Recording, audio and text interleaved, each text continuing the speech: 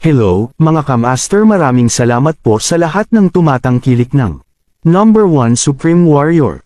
Paki-follow and subscribe mga master para sa mga susunod pang mga kabanata. Number 1 Supreme Warrior. Kabanata 111. Mister, may hinahanap ka ba? Tanong ng isa sa mga tanod na may kasamang A. Kakaibang ekspresyon. Mister, ito ang Dynasty Hotel, ang pinakamagandang hotel dito. Gitnang lalawigan. Tanging ang mga maharlika at mayayaman lang ang tumatangkilik sa lugar na ito. Ang ibang security guard ay hindi gaanong magalang. Kung nandito ka para mamulot ng basura, ako ay natatakot na hindi ito gagana. Hindi ito ang lugar para gawin iyon. Humagalpak ng tawa si Fane. Nakakatawa. Nandito ako para sa hapunan, syempre. Pagkatapos, ang kanyang mukha kaagad nagdilim. Umalis ka sa dinadaanan ko. Ang kanyang pagiging emitted ng nakakatakot na aura, at ang dalawang security guard ang natakot. Natisod sila ng ilang hakbang. Paurong. Haha. Kaya mo bang kumain dito? Isang lalaki, na nangyari. Nadadaan, nanunuya na tanong. Mahirap at bastos ang mga salita para sa mga tao. Tulad mo, matapos ihagis ang komento, ang mayamang ikalawang henerasyon ay lumingon sa ang dalawang security guard at sinabing, kayong dalawa, mas mabuting paalisan na siya. Ang mga taong may status na tulad namin ay ayaw kumain kasama ang isang hamak na tao. Siya. Pumasok pa na may dalang halong bag. Hindi ba't nakakasama ang hotel? Papasukin mo siya. Ang dalawang security guard ay natakot kay Fane. Gayunpaman, pagkatapos. Pagkarinig mula sa lalaki, naramdaman nilang may sense siya. Sa makatuwid, isa sa kanila. Humakbang pasulong at sinabing, Mister, paano kung pumunta ka sa ibang lugar? Ang iyong damit talaga, ano naman ang damit ko? Maniwala ka man o hindi, gagawin ko. Sampilin mo kung patuloy kang nagsasalita ng kalokohan. Lumubog ang mukha ni Fane. Sok, siya talaga. Is a dangerous and uncultured person. Panunuya ng lalaki. Sa tingin mo, ang mga taong kayang magpatakbo ng hotel na ito ay natatakot sa iyo. Brat, kung maglakas loob ka. Para gumawa ng eksena dito ngayon, mahihirapan ka. Alam ni Selena na may A. Masamang ugali. Natakot siya na baka magsimula ito ng away, kaya siya kaagad hinayla si Fane sa tabi. Kalimutan mo na yan, huwag kang makipag-away sa kanila. Lumingon naman si Selena. Ang dalawang security guard. Kayong dalawa, nag-book na kami ng private room, Chi. Nakasaad. Nag-book kami para sa private room 508. Isa akong manager ng Drake Dynasty Real Estate sa ilalim ng Drake Group. Huwag kang mag-alala, meron tayo pera para kumain dito. Nang marinig siya ng mayamang ikalawang henerasyon, siya hingal na hingal. Ikaw, Tagalog ka ba sa Drake Dynasty Real Estate? Manager. Saang departamento ka galing? Ang mayamang pangalawang henerasyon ay isang batang master mula sa isang third-class aristokratikong pamilya katulad ng Pamilya Taylor. Nagkataon na siya ay nasa negosyo ng mga materyales sa gusali. Siya nasa sabik matapos marinig ang pagpapakilala ni Selena. Anong meron? Galing ako. The Procurement Department, sagot ni Selena. Lalong nagliwanag ang mga mata ng kabilang partido. Nabalitaan ko na kinuha ni Drake Dynasty Real Estate ang isang piraso ng lupain sa South City at nagpaplanong magtayo ng isang tirahan sa South City. Pamayanan. High-end residential area iyon, tama ba? Ikaw ay well-informed. Sagot ni Selena sabay tawa ng mahina. Meron ba ta? May kinalaman sa pagpasok natin para sa hapunan, bagaman. Dagdag niya, paumanhin. Gentleman, pero papasok tayo para sa hapunan. Siyempre mahalaga. Ang lalaki ay nasa ecstasy. Inilabas niya ang kanyang business card sa pagmamadali. Taga-union ako. Mga materyales sa gusali. Ako ang young master ng Logan family. Ang aming pamilya ay nasa negosyo ng mga materyales sa gusali. Magandang manager, kunin mo na ako. Business card. Ako na ang magbabayad ng pagkain mo ngayong gabi. Kabanata 112. Talaga, ang galing. Nag-book kami ng private room na may minimum paggastos ng $200,000 bucks. Sigurado ka bang gusto mong bayaran ang hapunan natin? Kaso umorder pa kami ng dishes, the dinner might cost around 300,000 ta. 400,000. Naningkit ang mga mata ng isang babaeng empleyado nang marinig niya iyon. Pag-uusap, humakbang siya at sabik na kinuha ang business card ng lalaki. Ikaw ba si Sean Logan, ang Assistant General Manager? Oo. Tumawa siya. Maya-maya, nag-aalala ang tatay ko na baka hindi ko kayanin ang kumpanya. Sa sarili ko, itinalaga ako bilang Assistant General Manager habang siya ang General Manager. Binuksan ni Sean ang isang nakakadiprikat na biro at nagtanong sa pamamagitan ng, "Wey, who's this beautiful manager?" "Oh, this is our new manager, Selena Taylor." Casual na sagot ng babaeng empleyado. "Manager, may gusto. Para i-treat kami sa hapunan. Bakit hindi kayo magpalitan ng name card?" Isa pa. Lalaki empleyado ay pantay-pantay sa ibabaw ng buwan. Bakit nila bibitawan ang mga ganyan? Isang malaking alok. Tama. Dapat magpalitan tayo ng business card. Mabuti iyon. Etiquette to practice. Natulala si Sean habang tumango ng husto. Si Sonia. Natutuwa akong makita ang nangyayari sa kanyang harapan. Halatang sinusubukan ni Sean. Pakiusap ni Selena. Pagkatapos ng lahat, si Selena ang nag-iisang gumagawa ng desisyon sa pagkuha. Mga materyales sa gusali. Bilang isang supervisor, hindi maaaring gumawa ng ganoong desisyon si Sonia. Kung tinanggap ni Selena ang kanyang kabaitan, ito ay katumbas ng pagkakautang sa kanya ng isang pabor. Malamang nabibisitahin sila ni Sean sa opisina sa loob ng 2 araw. Pag-usapan kung paano sila makakagawa ng isang deal. Gaya nga ng kasabihan, sino ang tumatanggap ng regalo, ibinebenta ang kanyang kalayaan, malamang na pumayag si Selena na bumili ng gusali. Materyales mula sa kanya. Ito ba ay magiging panunuhol? Pagkatapos, inilabas siya ni Sonia. Lihim na mobile phone at pagkatapos ay nag-click sa kanyang camera app para i-record ang sitwasyon. Hindi na siya makapaghintay na ipakita ang video sa kanilang general manager. Ito. Magiging matibay na ebidensya. Mawawala ng impluensya si Selena sa kumpanya kung nalantad ang iskandalo. Gayunpaman, sa kanyang pagtataka, si Selena ngumiti nang walang pakialam kay Sean. "Excuse me, young Master Logan, pero ito na hapunan ng aming kumpanya. Sabi ko gagamutin ko sila, kaya hindi na kailangan alok para sa amin. At saka, hindi mo na ako kailangang bigyan ng business card, kaya mo makipag-usap sa aming kumpanya o sa aming mga empleyado para sa mga usapin sa trabaho, at ipaalam nila." Ako. Huminto ang kamay ni Sean sa hangin, nasa pagitan pa rin ang business card nito. Mga daliri. Isang awkward na ngiti ang sinuot niya sa kanyang mukha. "Manager Taylor, ako lang. Pagiging palakaibigan. It's got to be fate na dito tayo magkita ngayon. Hindi big deal ta. Bayaran mo ang pagkain mo ha." Desperadong paliwanag ni Sean sa sarili. "I'm sorry. Pero ayokong umutang ng pabor sa ibang tao." Nagpa siya si Selena na sasabihin niya. Wala na pagkatapos noon at dir-diretsong naglakad sa pinto papasok ng hotel. Yung dalawa. Tulala ang mga security guard. Kung sila ay isang tao na. Ang mayamang ikalawang henerasyon ay gustong masiyahan, malamang na magagawa nila. Kayang maghapunan doon, kaya hindi sila naglakas loob na pigilan si Fane at ang iba pa. Sa halip, gumawa sila ng paraan para makapasok ang iba sa hotel. Sa kabilang banda, natahimik ulit si Sonia. Nagplano siyang mangolekta ng ebidensya ng tumatanggap si Selena ng panunuhol, ngunit hindi niya inaasahan na makikita niya ang kanyang pagiging ganoon. Matuwid. Baka purihin siya ng mga nakatataas kapag nalaman nila ang tungkol sa kanya. Matuwid na ugali. Masungit niyang itinago ang phone niya at pumasok sa loob. Hotel. Napabuntong hininga si Sean habang pinagmamasdan ang mga taong pumasok na. Bakit hindi kinuha ng bagong manager na ito ang pin ko? Kabanata 113. Hindi nagtagal ay muling nagningning ang kanyang mga mata. Excited na sigaw niya. Habang ang isang bumbilya ay pumutok sa kanyang ulo. Ay oo, bakit ako naging tanga? Ayan. Napakaraming tao sa paligid, at nandito rin ang mga empleyado niya. Paano kaya? Tinatanggap niya ang napakalaking benepisyo. May nagsumbong sa kanya sa pamamahala, mapapahamak siya kahit na hindi ibigay sa kanya ang benepisyo. Diretso. Napangiti siya sa sarili matapos niyang malaman ang sitwasyon. Parang kakailanganin ko siyang yayain mag-isa para sa talakayan sa negosyo balang araw. Ibibigay ko. Lihim siyang may bank card, para hindi malaman ng lahat. Sigurado akong tatanggapin niya. Ito, sinong nasa tamang pag-iisip ang magbabawas ng pera? Hindi nagtagal si Selena at ang iba pa. Nakarating kami sa isang malaking private room. Casual na ibinaba ni Fane ang bag sa isang sulok. Bago siya umupo sa tabi ni Selena. Si Selena, na alam na may dalawa si Fane.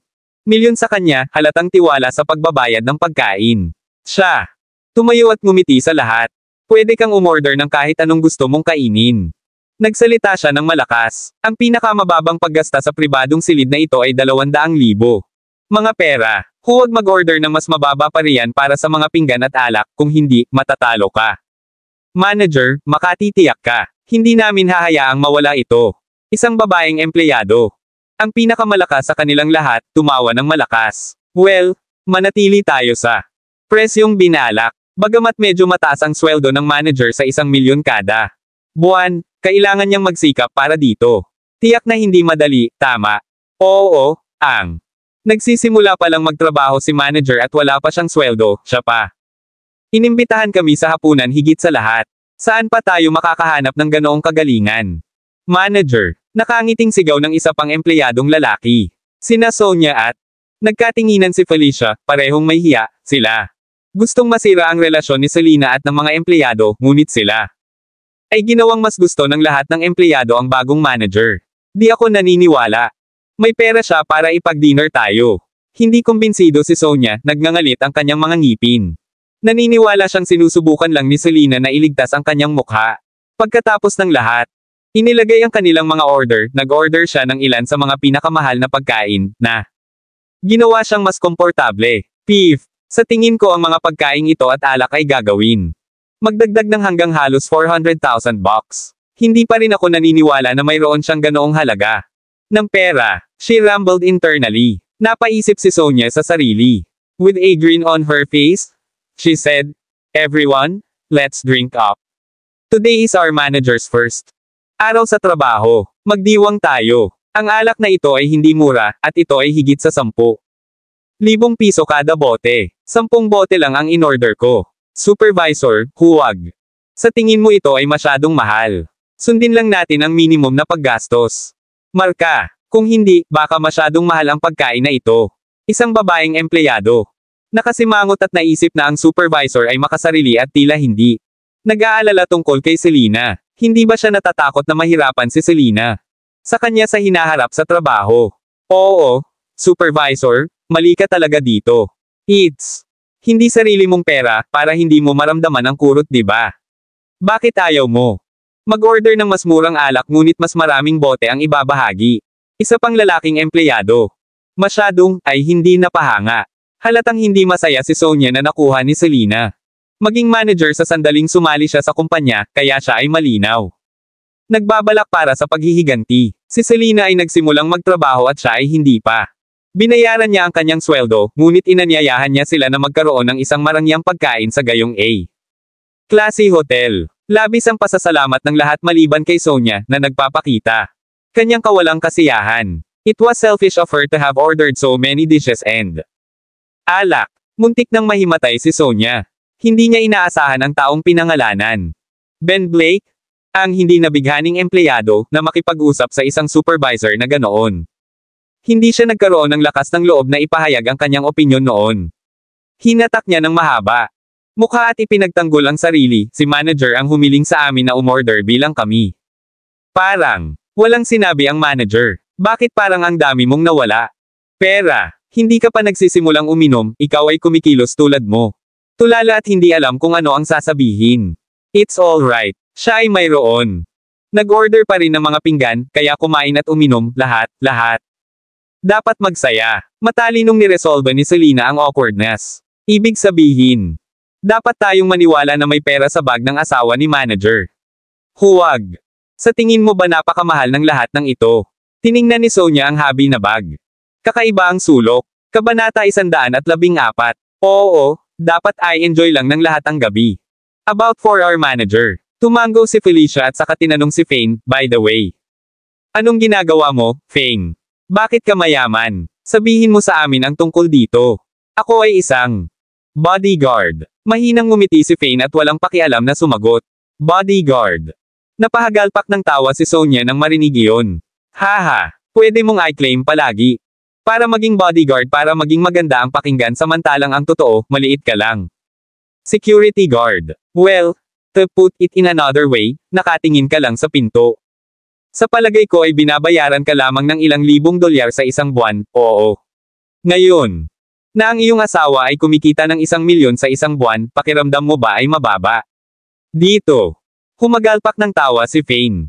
Miss Neil, nalilito ka ba sa pagitan ng isang security guard at bodyguard? Nagsalita siya. Bantayan ng mga security guard ang pinto samantalang isa akong tunay na bodyguard. At saka, kinuha ko ang trabahong ito dahil ayaw ko. My wife to feel like I'm not working, dagdag pa niya. Kung hindi, hindi ako magiging bothered to go for this job. You're talking too much for a supposedly bodyguard. Ganda ng mentality mo. Oh, well, kung kailangan mong gawin itong tunog. Buti pa bodyguard yan. Alam kong marami sa inyo ang nagretiro sa hukbo. Nauwi sa pagtatrabaho bilang mga bodyguard. Maari ka bang kumita ng 10,000 salapi buwan? May 5-figure na sweldo ka ba? Ngumiti si Sonia na parang sila. Normal na nakikipag-chat, ngunit ang kanyang mga salita ay puno ng tinak. Totoo, ang asawa mo. Kumikita ng 7 pisong sweldo. Kung mayroon kang 5-figure na sweldo, kahit na ito ay 80 o 70,000 sa isang buwan, ito ay hindi naiiba mula sa pamumuhay mula sa iyong asawa, tama. Tsaka hindi ganon kalaki ang kinikita ng mga bodyguard. Dagdag ni Felicia, 20 milyong dolyar sa isang buwan. Hindi ko alam kung ilang digit ang mayroon, pero dapat maging 8 digit, tama ba? Hindi ako magaling sa math, kaya wala akong masyadong alam. Fame. Dahan daw ang kinuha ang wine glass at humigop. Diyos ko, 20 na milyong piso.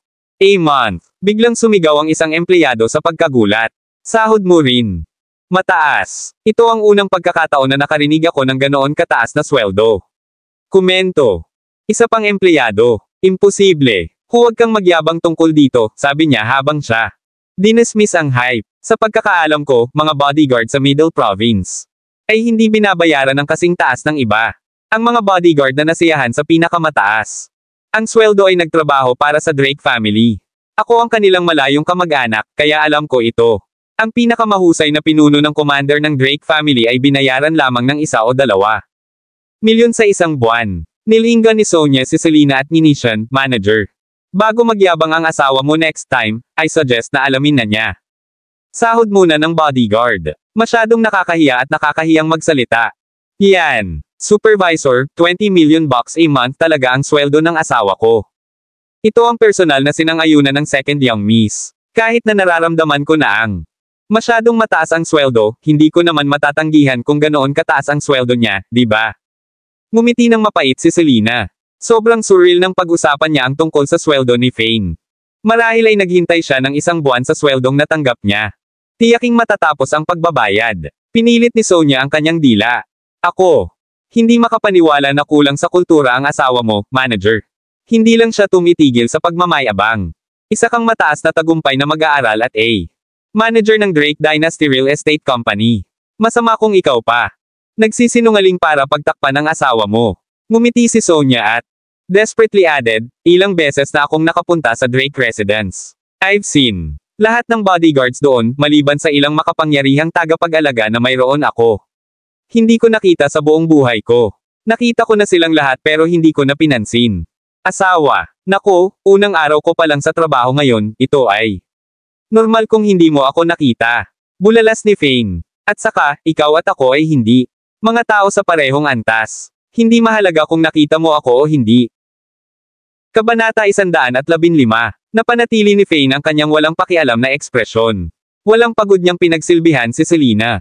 Paborito niyang ulam. Ang ibang mga empleyado ay pawang ng lalaki ang mata dahil hindi mukhang nagsisinungaling si Fane. At for a same time, alam ng lahat si Sonia. May kaugnayan sa pamilya Drake. Kung hindi, base sa kakayahan ni Sonia, ito ay mahirap para sa kanya na manatili sa posisyon na ito ng maraming taon. Hehe, di bale. Dahil iniisip ko pa rin na nagsisinungaling ka. Okay lang kung maliit ang sahod, hindi tayo tawanan ka. Tutal, asawa ka ng manager namin, di ba? Kung ang manager doesn't mind, we won't mind. Muling nguya ni Sonia. Tama ka. Walang pakialam ang asawa ko sa sweldo ko. Bakit ba ang dami mong sinasabi? Medyo masama ang loob ni Fane. Ayos lang siya kung kutsain siya ng iba pero palagi silang nakatalikod. Ang laban nila kay Selena. Napakaraming pinagdaanan ni Selena sa loob ng 5 taon. Kanya, gusto niyang hindi na madama ng kanyang asawa na nagkasala. Tinuro niya ang mga pinggan sa mesa sa harap niya.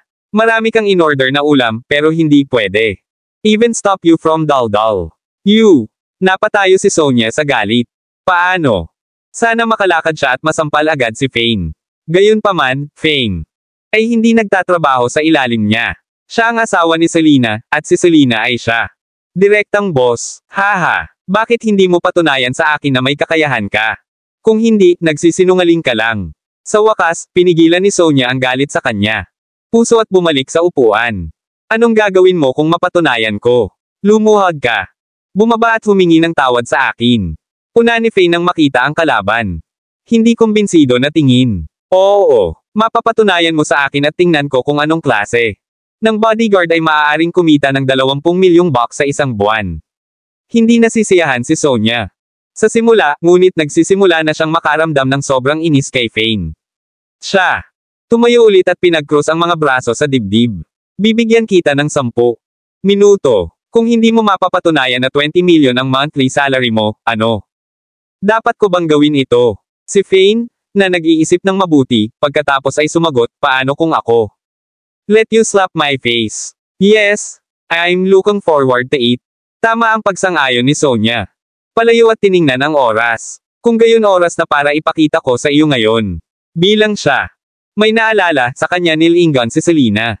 By the way, ikaw ang manager. Ito ay isang personal na taya sa pagitan namin ng iyong asawa, kaya ikaw.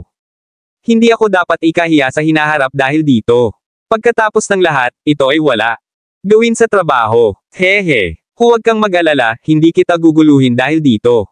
This kind of thing. Ngumiti si Selena. Hindi nagbigay ng mukha si Pompous Sonya sa manager sa lahat. At saka, sasagutin ni Selena ang kanyang bayarin sa gabing iyon. Ito ay nakakatuwang maghintay at manood. Mabuti naman. Naghihintay kami ng magandang show. Ngumiti si Sonya ng may kumpiyansa. Kabanata 116. Humigop muli ng alak si Fane, dahan-dahan. Binigyan lang kita ng 10 minuto. 1 minuto na. Tumingin ulit si Sonya sa oras. Isang ngiti sa kanyang mukha, inilabas ni Fane ang kanyang telepono at dinial ang numerong ibinigay sa kanya ni Tanya. Hapon. Nilagay niya sa loudspeaker mode ang phone. Napatingin ang isang empleyado. Ang numero at napasigaw ng malakas. Tinatawagan niya si Miss Tanya. Ang tawag ay agad na sumagot. Sa kabilang dulo ng telepono ay narinig ang boses ni Tanya. Fane, may nangyari ba? Bakit mo naisip ang tawagan ako? Ngayong gabi, walang nangyari, Miss Tanya, gusto ko lang i-confirm. Isang bagay. Ang sweldo ko ba ay 20 milyon bawat buwan? Isang maliit na ngiti ang lumitaw sa mukha ni Fane at humigop muli ng alak. Oo, ano ang problema? Hindi mo iniisip na ito ay masyadong maliit, hindi ba? Halatang medyo naguguluhan si Tanya. Sa kabilang dulo ng linya. Huwag kang mag-alala. Noong bagong taon, ang aking lolo. Sinabi na hindi namin papalampasan ang iyong 20 milyong bonus. Dapat sapat na. Kung hindi mo sila sayangin, tama ba? Dagdag niya. Lahat ng iba ay gulat na gulat sa tono ng pakikipag-ayos ni Tanya. Hindi lang siya tumunog. Palihim, ngunit tinanong din niya si Fane kung ang halagang ibinigay ay masyadong maliit. Panginoon, paano ito naging paraan at tono ng pagsasalita sa isang bodyguard? Nako, hindi naman masyadong maliit. Gusto ko lang makasigurado. Sorry sa pag-istorbo sa iyo. Marahang tinapik ni Fane ang screen ng kanyang telepono, ibinaba ang tawag, at itinaas ang kanyang ulo. Para tingnan si Sonya. My precious Miss Neil, this is Miss Tanya's voice, M.I. Tama ba? Ito ay 20 milyon, tama ba ako? Naisulat ang kahihiyan sa kanya. Mukha. Malakas na umiinit ang ulo niya. Ang isang bodyguard ay may sweldo na 20 milyon. Isang buwan. Ano bang problema ng pamilya Drake na ito? Oo. Ito ay 20 milyon, ako. Hindi ko inaasahan na ganoon kataas ang sweldo mo. Pinisil ni Sonya ang isang ngiti, awkwardly. Kaya, nanginginig ang boses niya. Habang nakatingin siya sa salamin sa harapan niya, siya. Agad na nagsali ng isang buong baso ng red wine at itinaas ito. Paumanhin ko. Fane, minamaliit kita. Para dyan, iinuman ko itong baso bilang parusa. Sabi niya kay Fane. Inubos ni Sonya ang alak sa isang iglap, hindi hinintay ang kay Fane. Tugon. Pumalakpak si Felicia sa gilid at nag-echo, Miss Neil sure can. Hawakan mong mabuti ang kanyang alak. Haha, hindi ako sigurado kung kaya mong hawakan ang iyong alak. Mabuti, ngunit tiyak kong natatandaan na luluhod ka sa harapan ko at humingi ng tawad. Ikaw. Hindi mo nakalimutan ang tungkol doon, hindi ba? Nagsalita si Fane, at ang kanyang mga labi ay kurba sa isang ngumisi. Oh, ang aming magandang anak. Banibiro ka lang ni Miss Neil, kaya huwag mong seryosohin.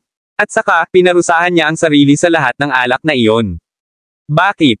Mga bala sa isang babae. Nang maramdaman niyang umasim ang kapaligiran. Agad na sinubukan ni Felicia ang damage control sa pamamagitan ng pagtawa nito. Gayunpaman, ginawa ni Fane. Huwag mong bilhin ang kanyang pagsisikap. Huwag gamitin ang kasarian bilang isang kalasag. Noong hinahamak niya. Sa akin kanina, hindi niya sinabi na babae siya. Sige, ubo mo. Kung hindi mo kayang matalo, huwag kang tumaya sa sinuman sa susunod. Ikaw, Sonia. Gritted ang kanyang mga ngipin, sa sobrang galit niya muntik na siyang mahimatay. Sa sobrang dami. Mga empleyado sa eksena, hindi niya maitaas ang kanyang ulo. Bago ang iba sa buong buhay niya kung lumuhad siya kay Fane. Bukod dito, paano? Maraming tao ang magsasalita tungkol sa kanya sa likod niya. Awkwardness. Tinakpan ng mga empleyado. Walang salita, nagkatinginan sila sa isa't isa, walang tao. Tumindig upang ipagtanggol si Sonia, lahat dahil madalas na inaabuso ni Sonia ang kanyang autoridad. Ay bully sila sa lugar ng trabaho. Ang pag-iisip na siya ay higit sa lahat. Nakatatak sa isip niya. Siyempre, si Felicia, na laging lumalaban ng husto. Please her, ay hindi kasama sa listahan. Sa wakas ay nakahinga ng maluwag si Selena. Kaginhawaan pagkatapos niyang ipaghiganti. Fane, huwag na nating palalimin pa, nag-imbite ako. Lahat sa hapunan ngayong gabi, at pagkatapos ay sa karaoke. Itigil na natin ang lahat. Lumalala, kung talagang pinaluhod mo ang isang babae sa harap mo, hindi ito makakabuti. Larawan mo rin. Sa wakas ay sumuko si Fane pagkatapos ng pakiusap ng kanyang asawa. Kumaway siya. Kanyang kamay. Sige, ako, si Fane Woods, ay hindi karaniwang nagpapabiye sa mga bagay, kahit naang. Lumilitaw sa harap ko ang Diyos ng digmaan. Gayunpaman, hahayaan ko itong lumipas. Kasi hiniling ng asawa ko. Namula agad ang mukha ni Selena. Fane ay ama ni Kylie, at talagang ayaw niyang lumaki ang kanyang anak. Walang ama, kaya umaasa siya sa kanyang pagbabalik mula sa digmaan. Sa totoo lang, Fane. At hindi naman close si Selena. Kung hindi dahil sa bata, hindi magiging sila magkasama. Gayunpaman, maganda ang pakikitungo ni Fane sa kanya at sa kanyang anak nitong mga nakaraang araw. Ang pakiramdam ng seguridad na ibinigay sa kanila ni Fane ay nagpidama sa kanya at higit na sulit ang 5 taon niyang paghihintay sa kanyang pagbabalik. Kabanata 117. Ang isang spur ng sandali ay nakakuha sa kanya ng isang mabuting tao. Salamat. Iinom ako ng 2. Mas maraming baso bilang paghingi ng tawad. Hindi nawala sa mukha niya ang kahihiyan. Siya. Pilit na ngumiti, nagsali ng 2 baso ng alak, at nilagok ito. Come on guys, ituloy na natin ang ating kapistahan. Pagkatapos nito, pupunta kami sa karaoke sa isang beat. Hindi ako mahilig kumanta, kaya papakinggan ko lang lahat ng kumanta. Ngumiti si Fane at magalang na nagsalita. Saka lang nagpatuloy yung iba. Piging sa pagkain at alak. Mabilis na lumipas ang oras, at kalahati na. Pasado 8:00 ng gabi. Sa wakas ay oras na para bayaran ang bill ng hapunan. Sir, ito po. Ang iyong bill, $363,207 sa kabuuan. Isa sa 2 gwapo. Lumapit ang mga waitress, na nagsisilbi sa lahat ng gabing iyon. Fane na may profesional na ngiti sa kanyang mukha. Sir, mas gusto mo bang magbayad kasama? Cash o credit card? Malumanay niyang tanong. Kahit alam ng waitress. Karaniwang mas gusto ng mga customer na magbayad gamit ang isang card, sinundan niya ang luma. Routine at nagtanong pa rin. Cash, pakiusap. Huminto ang lahat. Dead in their tracks nang itinuro ni Fane ang woven bag sa sulok. Cash. Sa woven bag na iyon. Natigilan ang magandang waitress. Ito ang unang pagkakataon na nakilala niya ang isang customer na tulad ni Fane. Binayaran ng cash. Para sa isang bayarin. Nang higit sa $300,000. Nasa bag din ang pera. Tapos na. 360,000 diba? Kunin ang 370,000 bilang bayad para sa bill, at ang pagbabago ay gagawin. Maging tip para sa inyong 2. Tumayo si Fane at nag-inat ng katawan. Salamat. Ikaw, sir. Sumenyas agad ang waitress sa ibang waitress. May dalang tray ang ibang waitress, at dinala ng 2 ang bag sa harap ni Fane. Binuksan nila ang bag sa harap niya. Zip. Binuksan ang habi na bag. Natagpuan nila sa loob ang mga stack ng banknotes. Oh, Panginoon ko. Ito ay totoong pera. Mga 2 milyon dito. Ito ang unang pagkakataon na nakakita ako ng napakaraming pera. Ito ay higit sa mayaman. Akala ko si Miss Taylor ay may magandang sweldo, ngunit ang kanyang asawa ay hindi inaasahang mas mataas. How I wish na magkaroon ako ng ganitong mabuting asawa, ako. Hindi na kailangang mag-alala tungkol sa anumang bagay sa buong buhay ko. Ikaw ba ay kasing charming? Bilang Miss Taylor, tumigil ka sa panaginip. Ang bag na ito ng mga banknotes ay nagbunga ng napakarami. Talakayan sa mga empleyado sa eksena. Sa gilid, sina Sonia at naging madilim at madilim ang mukha ni Felicia. Si Sonia, lalo na pinag-isipang mabuti kung may pera si Fane para bayaran ang bill. Kung wala siya, ang dami na niyang pinagtatawanan. Hindi niya alam, napuno ng mga salansan ng cash ang hinabong bag na dala niya. Salamat sa tip, sir. Nasa Cloud9 din ang dalawang magandang waitress. Ang bawat isa maaari silang makakuha ng higit sa 3,000 tip pagkatapos nilang bilangin ang 370,000 para sa ang kwenta. Kanta tayo. Nasaan ang karaoke? Nakapag-reserve na ba kayo? Kinawian ni Fane ang kamay at nagtanong. Kabanata 118. Hindi nagtagal, nakarating ang lahat sa isang marangyang business club. Sila ay pagkatapos ay humantong sa isang marangyang VIP room. Ang pagkonsumo dito ay hindi mahal, ngunit sa napakaraming tao dito magkasama, ito ay nagkakahalaga ng halos 10,000 hanggang 200,000 bucks. Baka mas madami pa. Siyempre, hindi na magdududa si Sonia sa kakayahan ni Fane na magbayad ng bill. Ang malaking habi na bag ng pera ay halos mabulag siya ngayong gabi. Marami silang in-order signature dishes, at nagsimula silang kumain at uminom. Pagkatapos ng maraming panghihikayat at suyuan, umakyat si Selena sa stage at kumanta ng 2 kanta. Ang boses niya, kaibig-ibig. Waiter, paki-check, paki-usap. Nang malapit na ang oras, binayaran ni Fane ang bill nang hindi naghihintay. Ito ay 220,000 bucks sa kabuuan.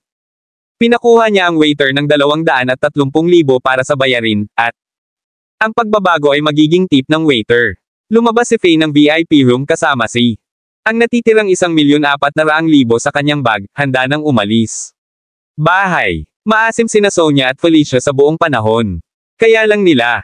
Sabayan mo ang lahat na uminom at kumanta dahil nahihiya silang umalis. Ang lugar. Talagang hindi nasisiyahan ang kanilang mga puso. Habang naglalakad sila papasok sa hallway, gayunpaman, isang racily dressed up na babae bolted out mula sa isa sa mga VIP na kwarto. Ang kanyang buhok ay ganap na gulo, at ang katakutin ay halos bumabalot sa mukha niya. Tulungan mo ako. Sumigaw ang babae, ngunit siya noon. Hinailan ng ilang lalaki na nagmadaling lumabas sa iisang kwarto para habulin siya. Hindi ka ba nahihiya? Isa sa mga lalaki, may tato na Blue Dragon. Sa braso niya, sinampal ng malakas ang babae. Anong sinisigawan mo? Hindi ba kita binayaran? Damn right. Bakit ka ba nagpapanggap na inosente kung kailan? Dito mo piniling magtrabaho. Ngumisi naman ang isang lalaking may dilaw na buhok.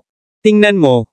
Sa suot mo, siguradong kabit ka. Ano ka ba? Pagkukunwari, hindi pa ba sapat ang pera?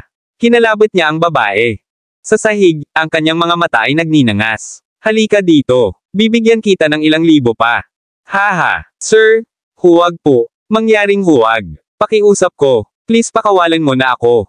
Nandito lang ako para samahan ang customer na uminom, at hindi ako nagbibigay ng anumang iba pang serbisyo. Takot na pagmamakaawa ng babae sa nanginginig na boses. Kung kailangan mo ang serbisyo, mayroon din kami dito. Hayaan akong magpakilala ng ilan sa iyo. Lahat sila propesyonal, at masisiyahan ka. Paumanhin. Hindi. Paumanhin, gusto ko lang. Ikaw ngayon. Dumura sa lupa ang lalaking may tato. Ipasok ang babae. Siya. Utos sa kanyang mga tauhan. Tigilan mo na ang pagpapanggap na inosente kapag nagtatrabaho ka sa ganoong lugar. Gayunpaman, gusto ko ang iyong pagtutol. Hilahin siya sa kwarto at hayaan mo akong magsaya. Siya. Ang sitwasyon bago siya napahinto ni Fane sa kanyang mga landas. Yung mukha niya. Lumubog. Tara na. Lahat ito ay angkan at gangster. Hindi natin kayang masaktan sila. Alam ni Selena na na-trigger si Fane sa pamamagitan lamang ng pagtingin sa kanyang mukha, ngunit ang ibang partido ang nanalo sa pamamagitan ng mga numero. Mayroong 4 o 5 lalaki sa labas, doon. Dapat mas maraming lalaki sa kwarto. Makikipaglaban ito sa natatalo. Hehe. Gusto mong maglaro ng superhero. Malamig na ngumiti si Sonia. O tama, malapit na ako. Nakalimutan. Isa kang bodyguard. Isang bodyguard na $20 milyong bawat buwan. Masyadong Dapat kaya mong harapin ang mga basurang bag na ito, tama ba? Kung hindi, ito ay magiging isang kahihiyan sa Drake family. Isang bodyguard na may 20 milyon. Isang buwan ngunit hindi makaharap ang mga B** star na ito. Ginastos ng maayos ang pera, ha? Fane, huwag kang makinig sa kanya. Ang isang lokal na gangster ay palaging nasa itaas ng batas. Ang nasabing A. Ang sitwasyon ay nangyayari araw-araw. Mas mabuting huwag na tayong makialam sa bagay na ito para masaktan.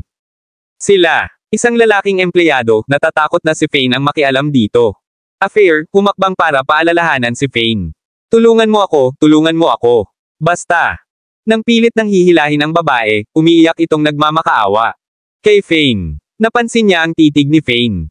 Walang pag-aalinlangan, sinabi ni Fane. Pababa ng bag sa kanyang kamay sa lupa at tumingin sa kanyang asawa na may isang matatag. Pagpapahayag. Selena, veterano na ako, at gusto kong mamuhay ng tahimik. Ngunit dahil ako, si Fane Woods, ay nakakita nito, hindi ko ito maaaring baliwalain.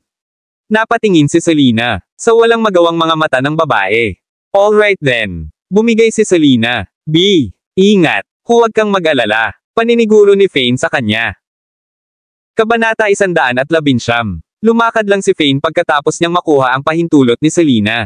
Ito ay ilang lalaking empleyado sa eksena ang nagtitigan na may pag-aalinlangan. Wow! Gusto mo talagang mauna, ha? Halos natutuwa si Sonia. Panloob sa paningin sa harap niya. Miss Taylor, sigurado ka ba sa mahal mong asawa? Magiging okay ba hindi lang isa o dalawang lalaki ang nandoon? Nanalangin si Sonia. Mahirap na si Fane ay bugbugin hanggang mamatay ng gang. Hindi nagpakita ang brat na ito. Anumang paggalang sa kanya sa lahat, pinamukha pa niya itong kakilakilabot sa harap ng lahat. Naniniwala ako sa kanya. Ngumiti nang walang pakialam si Selena. Nang bumulusok si Fane. Nils underlings black and blue kaninang tanghali, ang tiwala niya sa kanya ay pinalakas. Anong problema mo, little punk? Sinusubukang maging bayani ngayon. Ha! Lumapit ang dalawa sa mga lalaki kay Fane nang makita nila itong papalapit. Sila, sinabi ng ginang na narito lamang siya upang uminom kasama ang customer, hindi matulog sa kanila. Hindi mo ba siya narinig ng malinaw? Pagkastigo ni Fane, hayaan mo siya. Kung hindi, ipapaunawa ko sa iyo ang tunay na kahulugan ng pagsisisi. Wow! Hindi ka ba nagsasalita ng malaki? Alam mo ba kung sino tayo? Sigaw ng isa sa mga lalaki. Yabang nakasulat sa buong mukha niya. Kami ay mga tauhan ni Master Howard. Pagpili. Ang pakikipaglaban sa atin ay parang pagpili na lumaban kay Master Howard. Maliit. Brat, gusto ng amo namin ang babaeng ito dito. At saka, hindi naman sa hindi kami nagbayad. Kanya, ano bang problema mo? Ang isa pang lalaki chimed in. At saka, siya ay nagbihis ng hindi nararapat para uminom sa amin at nagpapanggap na isang dalisay at inosenteng babae. Kasalanan niya ito. Bam! Agad na ibinaba ni Fane ang kanyang paa at nagbigay. Bawat isa sa kanila ay isang roundhouse sipa, pinalipad nito ang lalaki. Puff! Ang dalawa ay bumagsak ng malakas sa lupa at agad na nilasap ang dugong umaagos mula kanilang ilong. Dahil hindi mo pinapaalis ang babae, pinilit mong ipasok ang kamay ko. Ito, wala akong pakialam kung sinong Panginoon ang pinaglilingkuran mo. Sa Middle Province, kung ikaw saktan mo ako, luluhod ka. Malamig ang mukha ni Fane na parabang siya ay mula sa underworld. Ang sobrang lakas ng aura niya ay agad na nagpainit ng temperatura. Bumaba ng ilang degree ang pasilyo. Yung mga maitim niyang mata ay parang yung hari ng gubat, may taglay itong marangal na aura na walang sino man ang makakalaban. Ano? Ang F***sake, naghuhukay ka ba ng sarili mong libingan? Ang nakatato na lalaki ay lumuwag sa kanya. Humawak sa babae at naglabas ng kutsilyo sa bulsa sa likod. Nag-inat siya. Kanyang katawan at naglakad patungo kay Fane na may mabangis na ekspresyon na parang siya handang katayin si Fane. Humakbang siya pasulong, pinupuntirya ang kay Fane.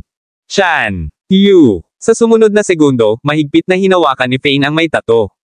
Braso ng lalaki, at ang kutsilyo sa kanyang kamay ay nahulog sa lupa. Ang nagninangas na sakit. Itinaas ang kanyang braso at hanggang sa kanyang ulo. Ang kanyang mukha ay distorted sa mahusay. Sakit, boss. Yung ibang lalaki na nakahawak agad sa babae. Kumalas din ang pagkakahawak niya. Agad niyang binuksan ang VIP room at sumigaw. Guys, grabe. Nabugbog ang amo natin. Lahat, lumabas na. Ang brat na ito ay talagang humihingi ng sayaw na may kamatayan. What the hell? How dare? Tinalo niya ang amo namin. Ayaw na niyang mabuhay, sigurado iyon. Ang F***, sino ang gumawa nito? Sa halip matapang sa kanyang bahagi. Ang boss namin ay isa sa master. Mga tauhan ni Howard. Biglang nagmadaling lumabas ng VIP room ang iba pang barkada. Lahat ay pare-parehong nagagalit. Kabanata 120. Nakahinga ng maluwag ang mga empleyado mula sa procurement department ng. Pinanood nila si Faye na tinapos ang 3 lalaki sa ilang suntok lang. Ito ay tunay. Hindi may kakaila na taglay ni Faye ang kakayahang maging bodyguard ng mga Drake. 12 ng mga lalaki ang tumakbo palabas ng VIP room pagkatapos sumigaw ang isa sa kanila. Patungo sa silid. Oh my goodness, 12 sila. Sonia at ang iba ay natulala sa sitwasyon. Napatras sila ng ilang hakbang. Takot na masaktan kapag nagsimula na ang digmaan. Salamat, sir. Hindi lang ako makapagpasalamat. Ikaw sapat na. Agad namang nagtago ang babae sa likod ni Faye pagkatapos ng mga lalaki no. Mas matagal siyang nakahawak sa kanya. Ngunit mayroon silang mga numero, patuloy niya. Nag-aalala, Sir, anong gagawin mo? Binigyan siya ni Faye ng isang tuyong ngiti. Tumayo ka na lang sa likod ko. Huwag mag-alala tungkol sa akin, ako si Faye Woods. Kahit na narito ang hari ng lahat ng Diyos, hindi siya maglalakas loob na gawin akong tanga. Isang paa. Bumangon mula sa lupa at sinipa ang may tato sa tiyan nito. Faye. Hinagisa ng isang sipa ang may tato na nagpa-atres sa kanya, at ito ay natamba. Ilang lalaki sa likod ng lalaking sumugod kay Faye. Dang it, kunin mo siya. Pababa. May sumigaw, and all of the sudden, napalibutan si Faye. Isang grupo ng mga lalaki. Bam! Pow! Wham! Sa isang kisap mata, ang mga taong iyon. Nakahandusay sa lupa habang humahagulgol sila sa matinding paghihirap. Tinapon sila kanina. Mahawakan nila ang isang hibla ng buhok ni Faye. Mga tao mula sa ibang mga VIP room. Tahimik na lumabas pagkatapos nilang marinig ang ingay ng away, at sumilip sila. Ang labanan. Jesus Cristo. Hindi ba siya masyadong malakas? Isa lang ang laban nito. 12 nang. Oo, sino siya? Iyon ay talagang nakakakilig. Isang miyembro ng. Hindi napigilan ng mga tao na mapasigaw sa tuwa. Isa lamang ang makakasaksi ng ganoon. Mga eksena sa telebisyon. Sobrang baliw niya. Nasira ang pinto. Itong KTV ay hindi. Para sa mga ordinaryong tao. Narinig ko na ang chairperson sa kwartong iyon ay napaka. Malakas. Miss Taylor, babayaran ba natin itong sirang pinto? Sabi ng isang empleyado ng procurement team kay Selena nang maisip ito.